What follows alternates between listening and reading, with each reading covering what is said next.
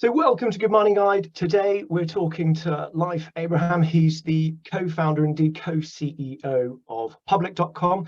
Now, Public.com is one of the new breed of app-only commission-free stockbrokers that's seen rapid growth in the US, and they're now focusing on international expansion, starting with the UK. So we're going to have a chat with Leif, find out a little bit more about what Public.com is going to offer UK investors, their plan for the future, and also find out a little bit more about Leif. So Leif, thank you very much for joining us. Thanks for having me.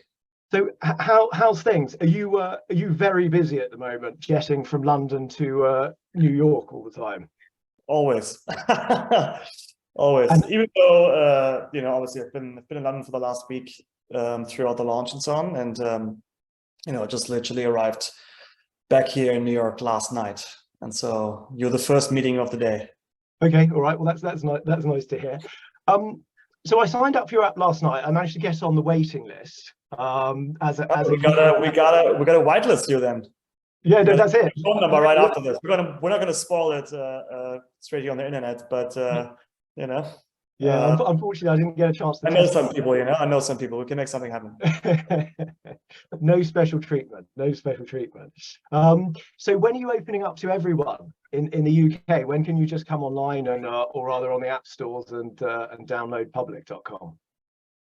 Very, very soon. So like right now, it's really you can basically sort of select do like half of the sign up so far, and then we're just basically unlocking people on a daily basis. And so really every day, most people are getting access to the app. And so if you're in the like holding pattern right now, it usually would just be a few days. Okay. And how many people have you got signed up so far? Now we don't share numbers yet, but obviously also it has been what now? Thursday. Oh, it's exactly 1 week. Look at that. Today is Thursday. So exactly 1 week now. And yeah, so like we'll get there at some point. We will likely share some numbers, but not yet. Let us know the numbers when you have them, because it's always interesting to see how traction's going. But let's talk about your UK offering. Obviously, you're fairly well established in the US. You're a big brand. You've built quite a following, almost a sort of new apps tend to build almost a cult following of loyal customers. So what's the plan for the UK market? What are you going to be offering UK investors? Yeah, so in the UK, the initial goal is really to build the best experience to trade US stocks out of the UK. And hence, with that, we're starting with 5,000 plus US stocks, actual zero commission trading, and also just generally trying to make it as cheap as we can, and so therefore very, very low FX fees. Obviously, you have to convert your pounds into US dollars as you trade in the US markets, but we're basically having very, very cheap fees on that. 30 bips, so like 0.3%, and we're also only charging that on deposits versus doing it on every trade, like a lot of other brokerages do it, and it's in the UK.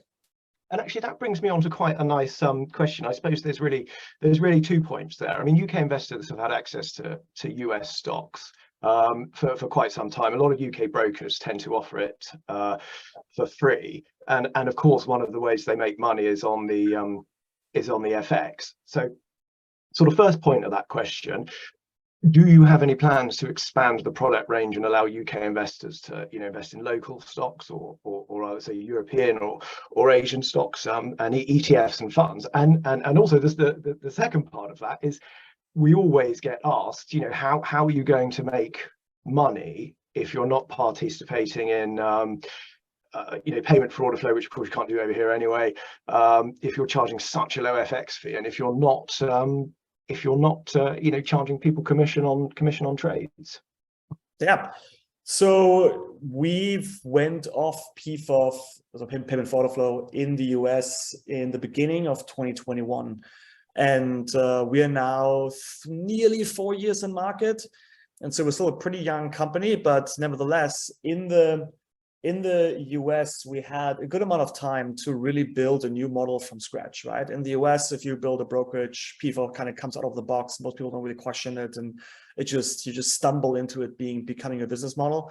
And we've done a lot of work to basically not get addicted to that revenue stream, and and basically build a proper model without it. And we think it's very important that if you sign up for Public, you should know that you're the customer and not some, market maker around the block. And that alignment, just like builds a much healthier model, and also one where if you succeed as a customer, we should be succeeding, and the other way around, and there shouldn't be any like misalignment and incentives there. Now, so with that, in the US, we have obviously like a multi-asset experience: stocks, ETFs, crypto, certain alternatives. You can invest into a piece of art, for example, or some rare sneakers, US treasuries as well. So we have a thing called treasury account with like US T-bills and so on. And between all these different asset classes, some of these are also very straightly monetized via fees, right? So we have trading fees on crypto, we have trading fees on alternatives, after hours trades, we have a fee on, and so on. And then obviously we make money on things like interest and cash, securities lending, and so on. And so we've always been very, very, very transparent on how we make money. We literally have a page on the website, that you can find, was literally called How We Make Money, and where we also just explain how these different revenue streams actually work, so people understand, what potential incentives are behind them, et cetera, et cetera. And that's just been something that we've, always been quite like obsessed about, so to say. And so in the UK, yes, we're starting only with US stocks. But even with that, it's like we have a subscription offering called Premium, right? There's fees and after hours trades. We still make our money on, interest and cash balances and things like that. And so we have built a model where even if we're not launching with all asset classes right off the bat in the UK, we're still having a model where we're not running a loss leader here, but we're not necessarily like, I was going to say, is it a loss leader to entice people in and so on, and then upsell them, which is fine. I mean, exactly. Beginner investors, all they really want to do is buy some shares and see how it goes. And as they grow as investors, they become more complex and need more complex things. And I don't think they mind paying for it, as long as they're given a service that's worth something. But let's talk a bit about your UK offering, what you're going to offer UK customers eventually, because one of the criticisms I've had of other like commission-free brokers like eToro, for example, is they seem to want to grow as a global brand before servicing local customers. So one of the conversations I've had with them in the past is, look, we want to be a global broker. In order to do that, we have to operate in the dollar, and in order to do that, we have to have a one-size-fits-all account. So we can't offer SIPs and ISAs and pensions and so on. So do you guys have plans? Really, my question is, do you guys have plans to service the local market first, rather than Public's expansion first? So will you be giving people in the UK what they want, rather than focusing on growth? I think there's two aspects here you can think about it, right? One is we are a multi-asset investing app in the US, and the ambitions are to be there in the other markets that we're expanding to as well. Now, that can mean that there's like local specific assets or instruments or account types that make sense for those markets. It might not make sense anywhere else, or don't exist anywhere else, and that is completely okay, right? And at the end of the day, like, you want to build a product that can be successful, that people truly love, that can be the home for all their funds and so on. And so like that is definitely the ambition. And then it's just a question of, prioritization of what makes more sense to start with first, right? And it might even be a mix of that regard, right? So, but long story short, there's really kind of these two tracks. I think there's still more asset classes that we have in the US that will make sense to roll out in the UK. And on the other hand, there is things that we're having our eyes on that are UK specific. Okay. And what will you be rolling out first? What do you think is popular in the US that will translate well? You'll be the first to know. Well, send us it, and we'll cover it. So what's an ideal customer for you? Who do you sort of service, or who's your service aimed at the most? Are you looking for beginner investors or advanced investors? Who are you looking for most? First and foremost, I think you can look at the market as a spectrum, where on the one end you have your active traders, right? People who do potentially also more speculative instruments, options, CFD in Europe and things like that. And on the other end, you have your like very passive investors that might put their money into a robo-advisor or, one ETF and let it sit, and so on. And I think where our kind of specialty lies is really in the middle of the two. And so we define that often as like portfolio builders, right? So people that, actively build their portfolios, that actively also choose certain companies they want to be invested in. And then they might, as their, investing journey kind of, matures or continues, they might go into one of the other directions. And I would say most people tend to become more passive over time, as just like their investing strategy matures and they just know more what they're doing, and they, or they, but it's like everybody that economic cycles, for example, and they kind of go in and out of being more active or more passive, It's like everybody that invested in crypto during lockdown. I think it was great because, everybody got interested in the financial markets and looking after their money. But everybody who was taking high risk bets on crypto suddenly realized that actually investing is a little bit harder and a little bit longer term. So have sort of turned down their risk appetite a bit. Yeah, but I think it's also, you can look at it as everyone starts their investing journey in different, in different pockets. And there might also just be different asset classes in general. And we often look at asset classes also as we add them to the app as like doors to the market. And you've seen that with crypto, as you're, pointing out very specifically, right? You have had potentially a whole generation of investors that started their journey with crypto. And, now you can have your opinions around crypto as an asset class and how speculative it might be or not. But you can't really argue that it has introduced a lot of people to investing in the first place. And that's why we think it's also so important to build a multi-asset experience, because let's say you start with crypto, and you also start maybe with something that has been highly speculative because, I don't know, you were like pulled into it because it was fun to be part of a certain community or so on. That can still be an on-ramp as long as you're being exposed to learning about the right investing principles, to having access to other asset classes as well. And so, you might end up suddenly going into S&P 500 from there, and but you might have started up with Shiba Inu coin or whatever, it might have been your first crypto you invested in. And that can potentially be investment advice, but like that can potentially be completely, sort of say, okay. But I think where we look at ourselves is I think as an investing app, we then have a responsibility to give people as much context as possible and give them the opportunity to also do other things.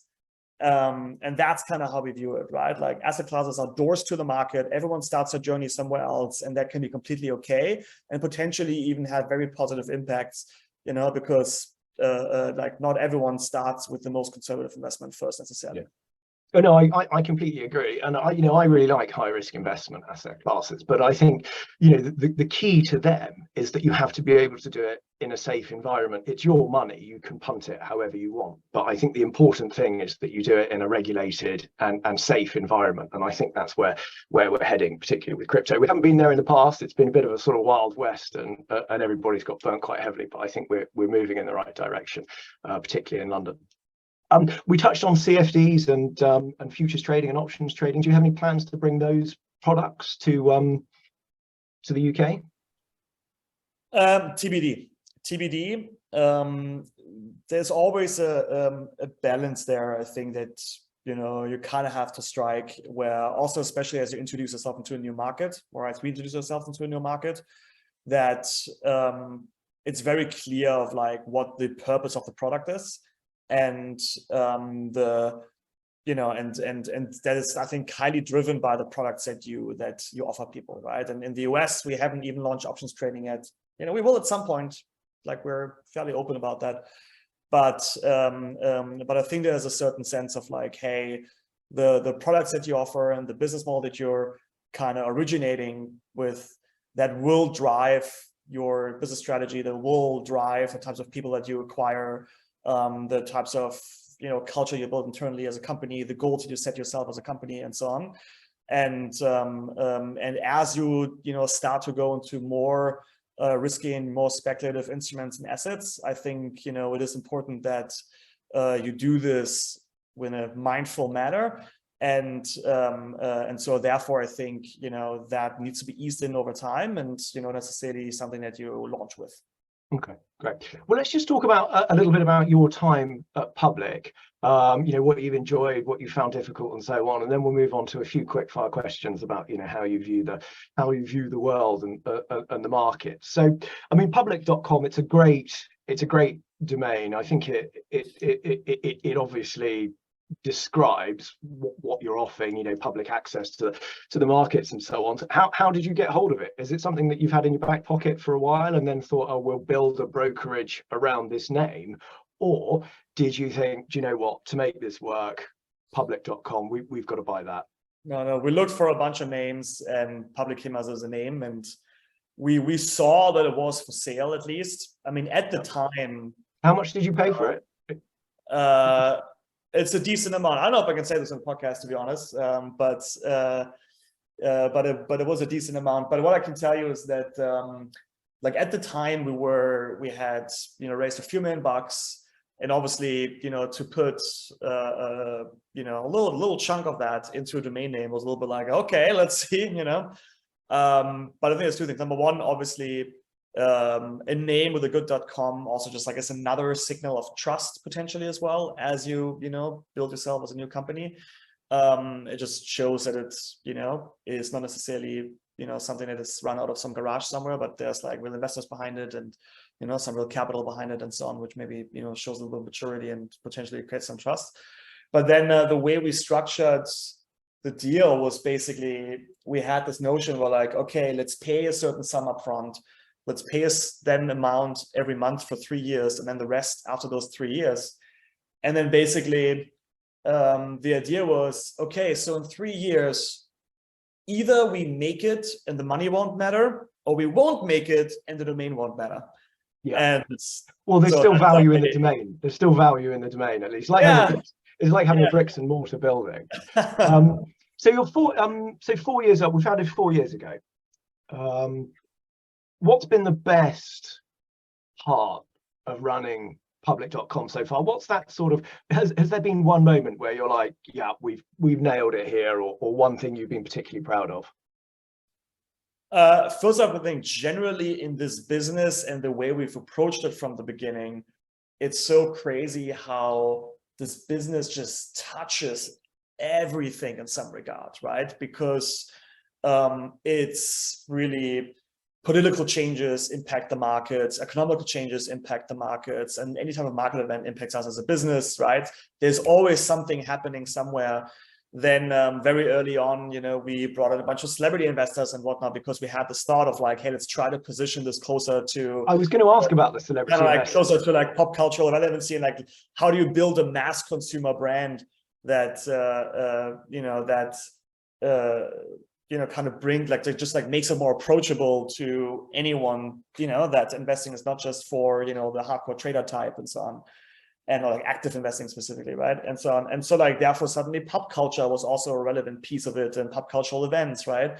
In the US we introduced alternative assets, starting with collectibles, right? We talked about like art and sneakers and whatnot. And so suddenly if you look at those asset classes, there can be pop cultural events that suddenly become market events. Like, when Argentina won the World Cup, we had Messi's rookie card as an investment on the app. Suddenly that has a market event, and so on. Yeah. And so that has, I think, been so crazy that, even though I would still argue we're a fairly young company, that the amount of just like events that have happened that had an impact on the company that we had to deal with, that also just like creating excitement for users, or creating excitement even within the company, and things you have to deal with and whatever, is crazy. And I think that is a big part that just keeps making it a lot of fun, because there's just always something happening, right? There's always something happening. Now you have the rate hikes and how to deal with that, and suddenly T-bills are cool again, and you're like, how do you market T-bills to the general public, and and so on. And so I think that has been just like quite fun and awesome. And on the celebrity investors, how did you manage to sign up Will Smith? Did someone know him, or was it? So in every round, we always basically took a little allocation of the round that we put by side to see like, who can we get involved that either can, extend the network of the company to create the potential, people that we can have access to, that we might need access to at some point, or names, or also just like exposure, right? And then very early on, it was also like, let's get some celebrities on the cap table. Maybe it helps with PR in the early days because no one will know us. It's easier to get a press story around your fundraising if some select name is in it and stuff like that. And so that's kind of just like how it started. And then as you dig and you get more people on the cap table, then it just creates this kind of wave, and suddenly, as you tap into a few people, then suddenly you have access to a few more. And so that's how it kind of started. And Will Smith was really just like a friend of mine that I knew for a bunch of years. He somehow knew the guy who helped build a family office for the Smith family, who then helped build the venture fund where he was involved. And that's kind of how it started going. And so you just like start to scour your network, and and so on. And that's just I know how you end up trying to hustle your way to a bunch of names, so to say. It's a double win, really, because celebrities have got lots of money, but they're becoming very entrepreneurial as well. They're all building into these brands. I think didn't it all start with William Shatner, being offered free shares for advertising in Skyscanner. That was a genius move. Okay, so we've done the best and we've done the worst. We've done the best and we've done celebrities. So what's been the worst moment? Has there been a moment where you've been like, oh my God, this might not work, or oh my God, this is too difficult? What's been the biggest challenge? Whenever AWS has a nationwide outage. That's when your heart drops, because in our business you've got to be online, right? Yeah. Downtimes just can't happen. It's just and what happens in those situations? Do you have a backup? Yeah, we have these things like, sometimes we call it just like black swan playbooks, where what do you do if crazy things happen? Not necessarily when bad things happen, but when crazy things happen, right? And and one of those falls also just into like, what if AWS is suddenly like down, and then in that moment, we basically have phone lines to clearing firms where you could literally call us up in order to execute a trade and stuff like that, and so you must have these like kind of old school backup scenarios, because at the end of the day, your customers always need to be able to trade. It's one of those massive expenses that you've got to have, isn't it? I remember we used to have back when I was a broker, we used to basically have a warehouse out in Kent that had almost an exact replica of all of the desks out there. It was actually quite spooky. We had to go down there once a year just so that we knew how to open the doors and turn the computers on. I mean, nothing ever worked. If there had ever been a disaster, Christ knows how we would have coped with it. But well, that's good. Good to know people can get through on the phone if need be. Okay, should we move on to some quick fire questions? I'll just shout out some questions, give us a 1 or 2 word answer, and then we'll move on to the next. I'll try. This is not investment advice by any means of the imagination. It's just a bit of fun, but thinking of you as an investor, if I said to you, Ford or Tesla? What was the first one? Ford or Tesla? I don't understand the first one. Would you rather invest in Ford or Tesla? Okay. Ford Motor Company shares or Tesla? Definitely Tesla. Netflix or Comcast? This is really not investment advice. I'm just saying that out loud. Not investment advice at all. Netflix or Comcast? Netflix. Stocks or bonds? Stocks. Okay. Bitcoin and crypto, boom or bust?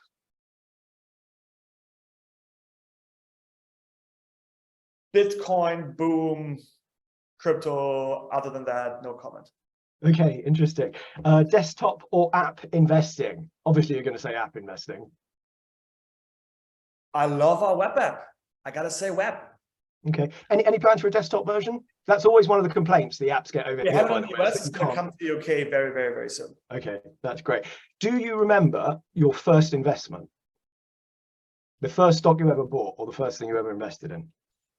I believe it was actually Deutsche Bank back in Germany when I was like local market stock major through my dad or something. Okay, interesting. Well, that's gone through a bit of a rocky ride. Yeah. What about your best investment? best investment trade? My best investment depends on if you do short term or long term, if I went out of it or not. So, like, what's the most memorable trade? What's the best trade? My best investment has been my time into Public. Okay. Best stock? Best stock?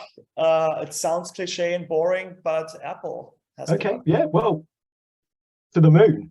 What about your worst investment? Have you ever made a really silly mistake and thought, I wish I hadn't done that? I bought a bunch of Schwab and sold it before it went up again. And I don't know why. It's stupid. It's a great company. As long as you didn't buy it just before the Silicon Valley thing. Well, if you bought it and then sold it before that and bought it back afterwards, that would have been a hero trade. What about favorite finance movie? Favorite movie about the stock market? Oh, damn. What's it called? You can give us a line from it if you can't remember the music has stopped. Come on. What's it called? Crazy Cast. The analyst is the guy who's played Spock in Star Trek. Oh, Margin Call. Margin Call. Yeah, Margin Call with Paul Bettany. Margin Call was fantastic. Yeah, that was a great one. And what about favorite financial book or website? You know, if there was a go-to, you know, Bible about the stock market or investing, or a website you found particularly useful, what's a favorite investment research resource, something like that? I wouldn't say like investment. I just generally, obviously, more like pieces about company building. And I would always say Scott Belsky's The Messy Middle. Okay, excellent. All right, we'll pop a link for that. And final question. We're pretty much on the buzzer here. Top tip for investors. If there was one thing you could say to investors other than invest with Public.com, if there's one thing you could say to them that you think would make them better investors or make more of their money, what would it be? What's your one top tip for investors? Do your research. Only invest if you think you understand what you're doing. Okay, brilliant. Well, Leif, thank you very much. It's been a great interview. We've got lots of nuggets about Public.com and yourself, and we wish you all the best with the UK launch. We'll be following with interest. Cool, awesome.